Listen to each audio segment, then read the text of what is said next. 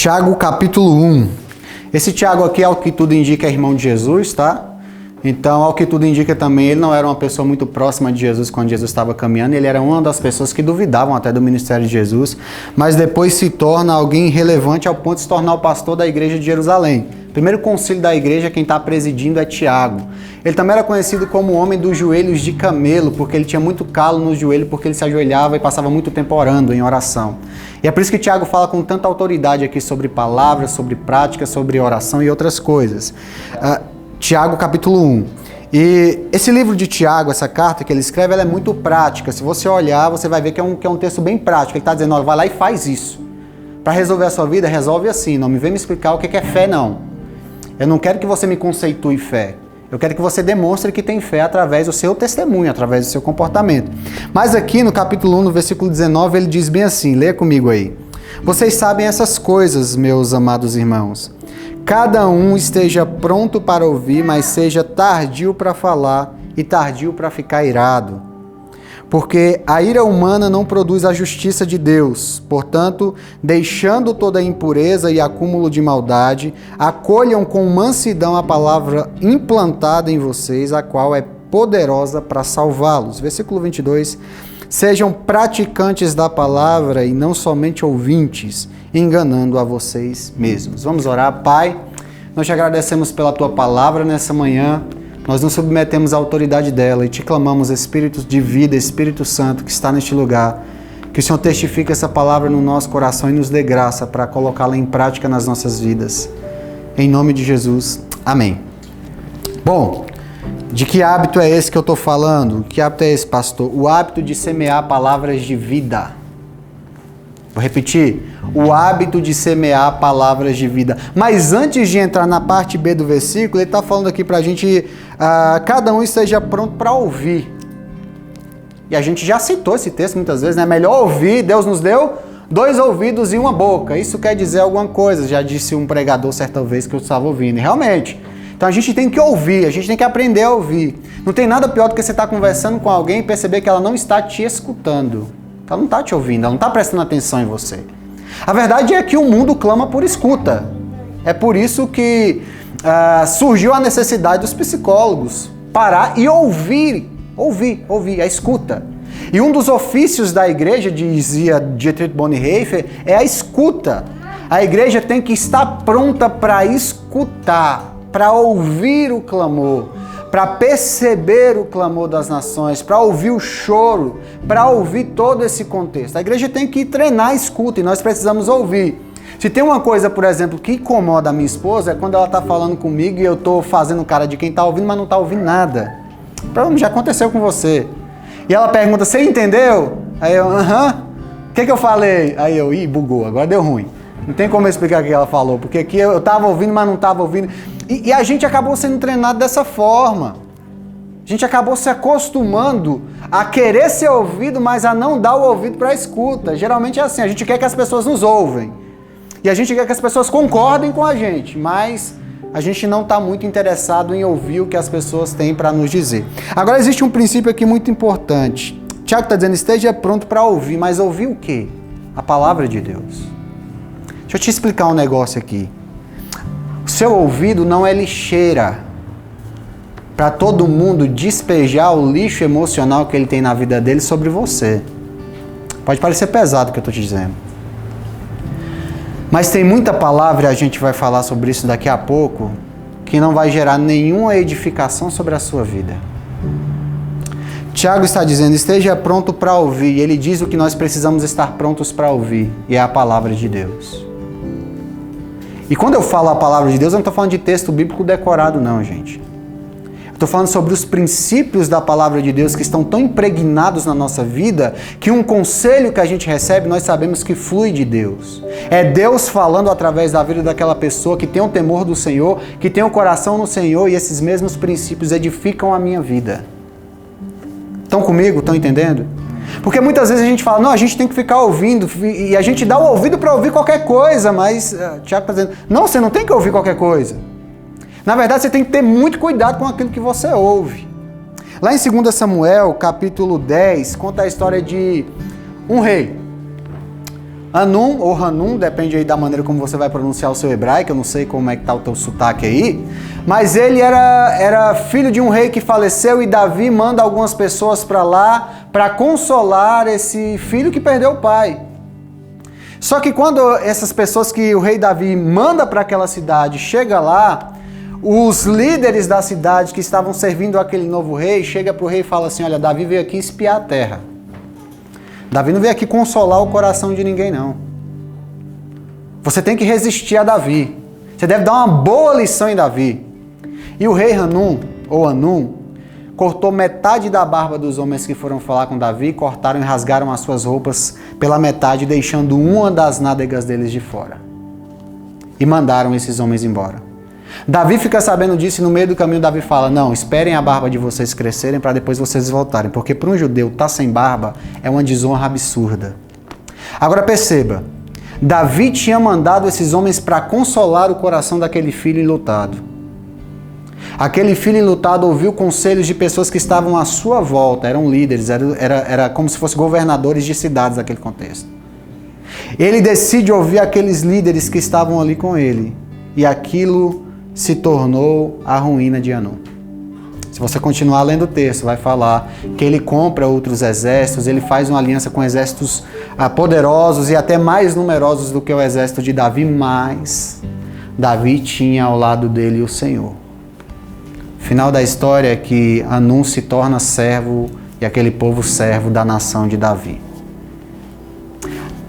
E o que aconteceu aqui? E é uma coisa que acontece comumente. E por isso que nós temos que ter cuidado com o que a gente ouve. Geralmente, gente, um péssimo conselho vem de pessoas que não têm o coração em Deus. É muito simples isso aqui. O que esses conselheiros pensaram? Se eu tivesse no lugar de Davi, eu não mandaria ninguém vir aqui consolar, eu mandaria alguém vir aqui para espiar. O que esses caras fizeram? Eles reproduziram o coração perverso deles no coração de Davi, na pessoa de Davi, e achavam que Davi era como eles. Mas, na verdade, quem atacaria a cidade se tivesse possibilidade eram aqueles homens que estavam aconselhando o rei, não Davi. O coração de Davi era diferente do coração daqueles homens, porque o coração de Davi estava em Deus, o coração daqueles homens não. Por isso que é extremamente importante nós tomarmos cuidado com quem anda à nossa volta. Você precisa escolher bem os seus conselheiros. Porque essa palavra e esse conselho transformou a vida de Hanum no inferno. Eu te faço uma pergunta para você ponderar. A quem você está ouvindo? As pessoas que geram mais influência sobre a sua vida são pessoas que têm o coração no Senhor? Porque pessoas que não têm o coração no Senhor geralmente produzem o seu caráter e o seu coração ou lançam sobre a pessoa o seu caráter e o seu coração como se aquelas pessoas pensassem como elas, sentissem como elas e tivessem as mesmas ambições que elas, mas não. Davi não era nenhum daqueles príncipes. Davi era um homem segundo o coração de Deus e que tinha uma boa intenção quando mandou aqueles homens lá. Mas o conselho de uma pessoa perversa que não tem um coração em Deus fez com que Hanum experimentasse a pior desgraça da vida dele. Por isso que nós temos que ter cuidado com o que nós ouvimos. Vou repetir, tem até um livro que diz que você não é lixeira emocional. Não sei se é exatamente esse o título do livro. Mas cuidado para quem você empresta os seus ouvidos. Cuidado com aquilo que você ouve. O que a palavra de Deus está nos dizendo, o que Tiago está nos dizendo é esteja pronto para ouvir. Ouvir o que, Tiago? A palavra de Deus. Seja pregada, seja cantada, seja através de uma conversa informal. A palavra do Senhor sempre edifica, sempre traz vida e nunca gera morte. Amém. Então nós precisamos estar atentos. A gente tem que estar pronto a ouvir. Mas a ouvir o quê? Palavra de Deus. A ouvir pessoas que têm o coração no Senhor. E Tiago continua, seja tardio no falar. E aqui é que está um negócio difícil para a gente, né? O homem geralmente ele fala menos palavras do que as mulheres. Eu li uma pesquisa recente, eu não sei se é válido ou não, mas dizem que as mulheres falam 25 mil palavras por dia, enquanto os homens falam 10 mil. E a pessoa que estava escrevendo até brincou e disse que as 10 mil palavras que o homem fala, ele usa no serviço. E quando chega em casa, já acabou. Ele não tem mais o que falar. Aí já era um problema, que a esposa quer conversar, gente.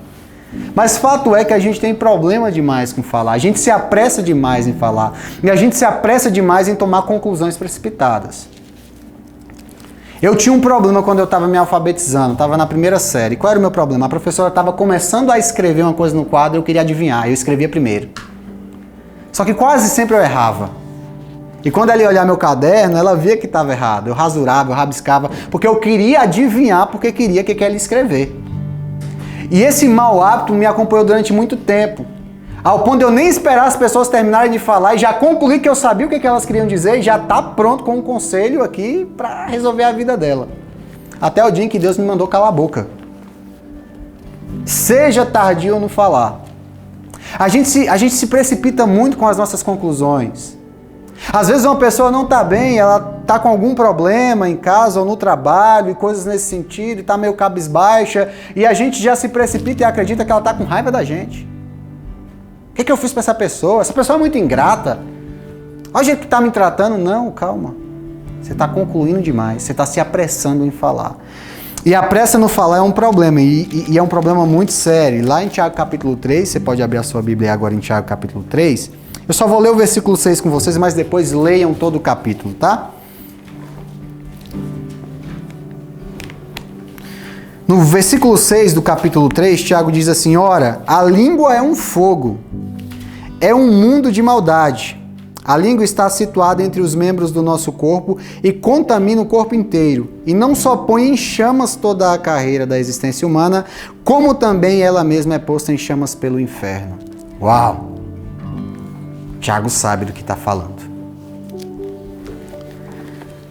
O livro de Provérbios nos diz que a língua tem o poder de vida e de dar vida ou morte. E muita gente rejeitou esse princípio porque fala, não, a palavra não tem poder para isso. Se eu falar alguma coisa aqui, não vai acontecer aqui só porque eu falei. Sim, mas nós estamos subestimando a sabedoria hebraica. Aliás, nós subestimamos demais a sabedoria hebraica. E o livro de Tiago está também para o livro de Provérbios do Novo Testamento. Tá? Tiago seria basicamente o livro de Provérbios do Novo Testamento. E o que Tiago está nos dizendo aqui, gente? Basicamente é que a língua ela é muito pequena, mas ela pode mudar todo o curso da história. A língua é um membro pequeno, mas ela pode mudar todo um contexto e todo um ambiente. Por isso que eu tenho que tomar cuidado com o que eu falo e ser tardio no falar. Porque a língua, e ele compara aqui a língua como aquilo que produz chamas e faz referência ao inferno, ou seja, de alguma forma a língua pode produzir um inferno na vida de alguém, e por isso a gente deveria tomar cuidado. O Tiago está nos mostrando que muitas vezes eu e você somos responsáveis pela vida infernal que alguém está levando. Talvez até dentro da sua casa. Por quê?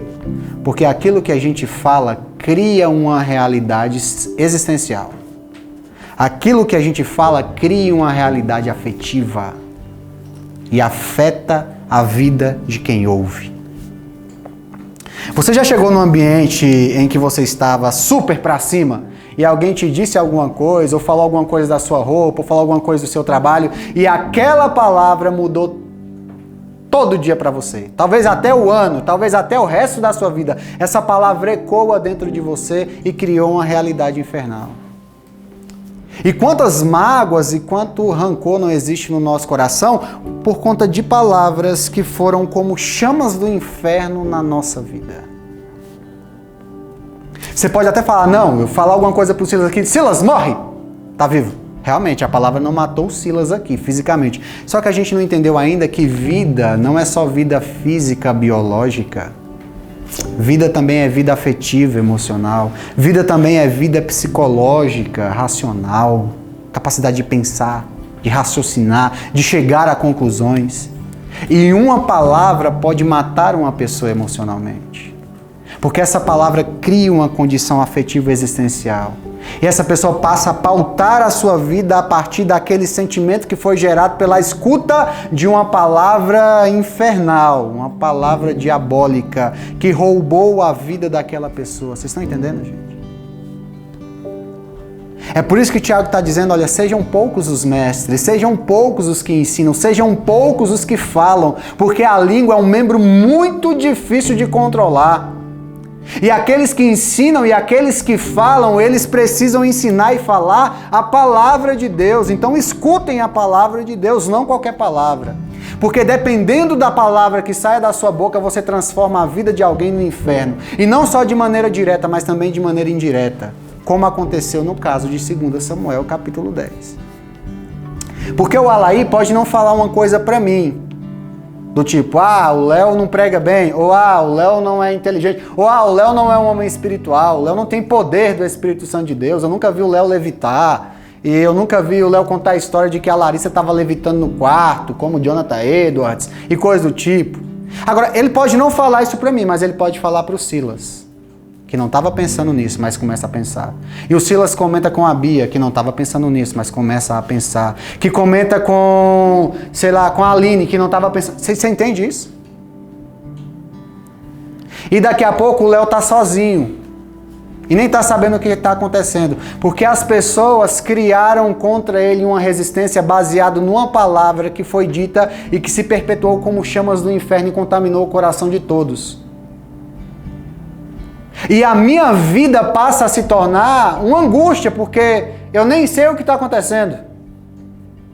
Eu só sei que eu estava aqui, estava com todo mundo e agora estou aqui e não tem mais ninguém.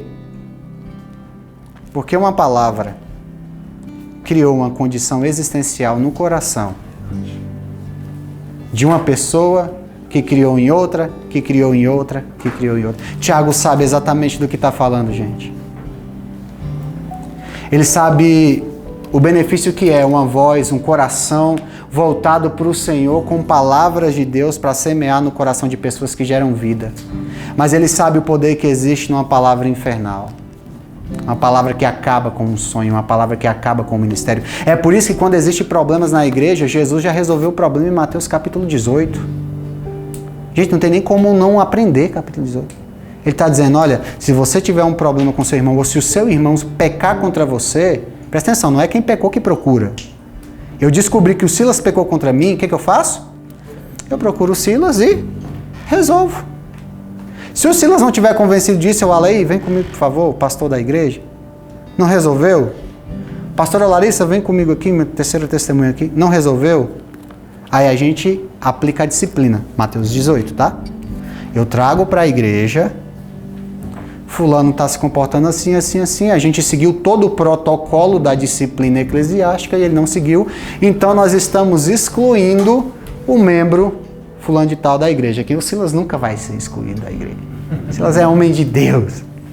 Você entende? Você entende que tem todo um processo? Que as coisas não acontecem a nosso bel prazer e do jeito que a gente acha que é justo? Por quê? Porque Deus sabe o poder que uma palavra tem. Deus sabe o poder que a palavra tem. Porque a intenção de Deus nunca é expor o pecado de ninguém. A intenção de Deus é que essa pessoa seja restaurada. É por isso que o apóstolo Paulo, em 1 Coríntios capítulo 5, entrega um rapaz ao diabo porque ele já tinha seguido todo o protocolo. E o rapaz não se arrependeu. Ele diz, então, excomunga ele da igreja. Porque dentro da igreja ele está contaminando o coração de outras pessoas. Inclusive de vocês, que começaram a concordar com o que ele estava fazendo. Mas isso é último recurso. Porque a palavra tem poder. E Deus não nos constituiu como promotor de justiça, ou seja, Deus não chamou para acusar ninguém, Ele não nos chamou para isso. E muito menos como juízes de ninguém. Jesus também não nos chamou como juízes, juiz é Ele. Então, eu tenho que ter cuidado com aquilo que eu falo. Porque o que eu falo pode gerar uma condição infernal na vida de alguém. Por isso a gente tem que ser tardio para falar. E por isso que a gente precisa estar pronto para ouvir, mas não qualquer coisa. A gente tem que estar pronto para ouvir a palavra de Deus. Porque se você ler o texto aqui do capítulo 1, o Tiago está dizendo para a gente, ele está dizendo assim, olha... porque a ira humana não produz a justiça de Deus. Não adianta você estar nervosinho, com raivinha, querer resolver as coisas da sua própria maneira e achar que você tem que fazer como tem que fazer. Se você não está seguindo a Bíblia, é a palavra do inferno, do diabo. Ele vai continuar dizendo bem assim, olha, porque tanto deixando toda a impureza, acúmulo de maldade, acolham com mansidão a palavra implantada em vocês, a qual é poderosa para salvá-los. Que palavra é essa? Palavra de Deus. Ele vai dizer aqui no versículo 22, sejam praticantes da palavra e não somente ouvintes. Ele está repetindo uma palavrinha duas vezes. Quando você lê a Bíblia e tiver duas palavras que se repetem uma próxima da outra, é porque elas têm uma conexão e são importantes. ouçam a palavra de Deus, estejam prontos para ouvir a palavra de Deus, tardios para chegar a conclusões precipitadas, estejam prontos para praticar essa mesma palavra de Deus. O hábito de semear palavras de vida é um hábito maravilhoso. Todo mundo quer estar perto de pessoas que semeiam palavras de vida. Porque palavras de morte, gente, palavras infernais, palavras que transformam e mudam a história das pessoas em verdadeiros infernos existenciais, ninguém quer por perto. E o pior, elas são palavras que contaminam, sabia? Contaminam o coração. É contagioso. É por isso que nós precisamos profetizar a palavra de Deus onde quer que a gente esteja. Isso é um aprendizado para todos nós. Que Deus me dê graça para profetizar sobre a vida do meu filho e da minha esposa palavras de bênção, de ânimo, de encorajamento. Amém, Pai. Gente, eu não chegaria onde eu cheguei na minha vida se eu não tivesse a Larissa me encorajando, me dando palavras de apoio, me fazendo crer. Mas do mesmo jeito tem um monte de gente com vozes contrárias dizendo que não é possível. A boa notícia é que nós podemos nos arrepender por todo o inferno que a gente causou na vida das pessoas. Porque a gente achou que era Deus, ou porque a gente achou que tinha razão, ou porque a gente achou que qualquer coisa, seja lá o que você tenha achado. Porque estava com raiva, estava irado, estava zangado. O Senhor nos perdoa e nos dá a oportunidade de nos tornarmos semeadores de palavras de vida. Que a sua casa e a sua família recebam palavras de vida. Que saia da sua boca palavras de vida sobre o seu filho. Amém. Sobre a sua filha, sobre o seu esposo, esposa, sobre a sua mãe, sobre o seu pai, sobre todos que estão à sua volta. Gente, o ambiente ele é transformado. Ele é completamente transformado. E se alguém chegar perto de você para falar mal, para reclamar, para murmurar ou falar mal de alguém, com todo amor, fala para essa pessoa, olha, desculpa, mas o meu ouvido não é lixeira. E nós precisamos adotar uma prática que eu e a Larissa estamos adotando também. Silas tem alguma queixa do Alaí para falar para mim? Alaí, Silas, vem cá, vamos conversar nós três. Legal. Porque se o que você está dizendo não pode ser dito na frente do Alaí, também não pode ser dito para mim. Porque caso contrário, você só vai estar semeando algo no meu coração para que eu me volte contra o Alaí. Entendem? É vida, gente. É vida. E quem é crente promove reconciliação. Para quem não sabe, o filho mais velho da parábola do filho pródigo, era a obrigação dele dentro da cultura judaica promover a reconciliação entre o pai e o filho mais novo. Era obrigação do filho mais velho promover a reconciliação. Só que ele fica calado. Porque ele queria o filho mais novo longe. É uma história como é, tá, gente? É uma parábola. Mas que tem um princípio para nos ensinar. E eu encerro contando uma história que eu li há muito tempo, só que eu vou parafrasear do meu jeito aqui, gente, que faz tempo, tá? Mas diz que tinha duas irmãs dentro de uma igreja que pararam de se falar. Elas brigaram e pararam de se falar. E geralmente, quando chegava perto de alguém, uma era para falar mal da outra. Fulano é assim, fulano é assado. Só que tinha um crente, chegou um crente lá na igreja. E esse crente visitou uma dessas irmãs e conversando, e tocou no assunto da irmã e tal, e ela começou a falar mal, ele pegou e falou, não, mas essa pessoa não tem nenhuma qualidade, não, ela não faz nada de bom, não, ela faz o melhor bolo que a gente já comeu na face da terra. Aí ele pegou e foi visitar a outra irmã de quem ela estava falando, e a outra começou a contar e falar não sei o quê. Ele, não, você está falando assim, mas sabia que aquela pessoa lá disse que você faz o melhor bolo? Que o seu bolo é uma delícia? Ela não tem nenhuma qualidade, não? Não tem, ela é a pessoa mais organizada que eu conheço da igreja. Com isso ele promoveu conciliação.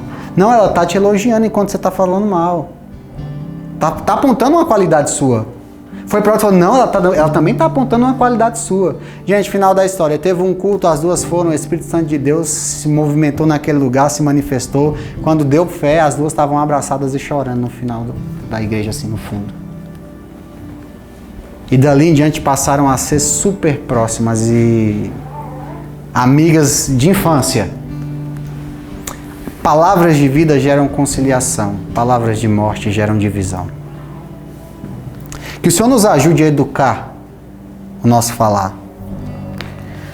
Quando eu era pequeno e estava conversando na igreja, minha mãe me botava no primeiro banco, igreja batista tradicional.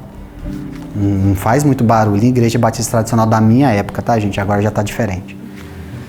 Mas quando eu começava a conversar, a falar alguma coisa com o filho do pastor, na época, Elias Dib, que mora aqui em Águas Claras, inclusive, disse que vai vir nos visitar aqui. Minha mãe olhava para mim, me dava um cutucão e falava, morde a língua. Exercício, gente. Toda vez que vier palavra de morte na sua boca, que você quiser, morde a língua. Que dói. E sempre que vier uma palavra, você vai se lembrar que a dor de uma mordida na língua é muito menor do que a dor que pode ser causada na vida do outro por uma palavra que é uma chama do inferno. Amém. Vamos orar?